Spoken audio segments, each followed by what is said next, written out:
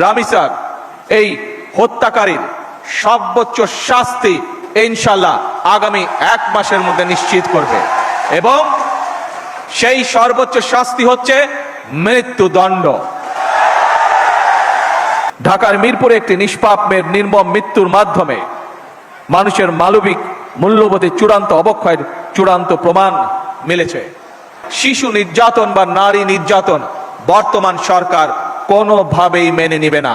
সকল সম্মানিত উপস্থিতিবৃন্দ, দীর্ঘদিনের ফ্যাসিবাদী শাসন শুধুমাত্র দেশের মানুষের অধিকার আর দেশের অর্থ সম্পত্তি লুট করেনি, বিচার বিভাগ সহ দেশের সমস্ত প্রতিষ্ঠানগুলোকে ধ্বংস করে দিয়েছে।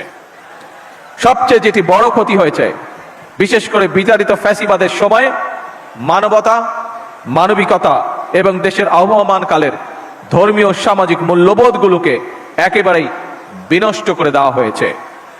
ঢাকার মিরপুরে একটি নিষ্পাপ মেয়ের নির্মম মৃত্যুর মাধ্যমে মানুষের মানবিক মূল্যবোধের চূড়ান্ত অবক্ষয়ের চূড়ান্ত প্রমাণ মিলেছে।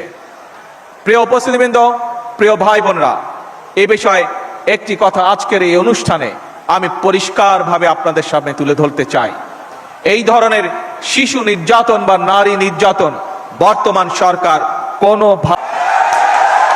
এবং বর্তমান সরকার রামিসার এই হত্যাকারীর সর্বোচ্চ শাস্তি ইনশাআল্লাহ আগামী 1 মাসের মধ্যে নিশ্চিত করবে এবং সেই সর্বোচ্চ শাস্তি হচ্ছে মৃত্যুদণ্ড, যাতে করে ভবিষ্যতে আর কোনো ব্যক্তি মানুষ এইভাবে শিশু বা নারী নির্যাতন করার সাহস না পায়। উপস্থিত সম্মানিত সকল উপস্থিতিবৃন্দ, একটি নিরাপদ মানবিক রাষ্ট্র এবং সমাজ প্রতিষ্ঠা করতে হলে আমাদেরকে আইনের শাসন প্রতিষ্ঠা করতেই হবে। রাজনৈতিক সংস্কৃতির পরিবর্তন ঘটাতে হবে।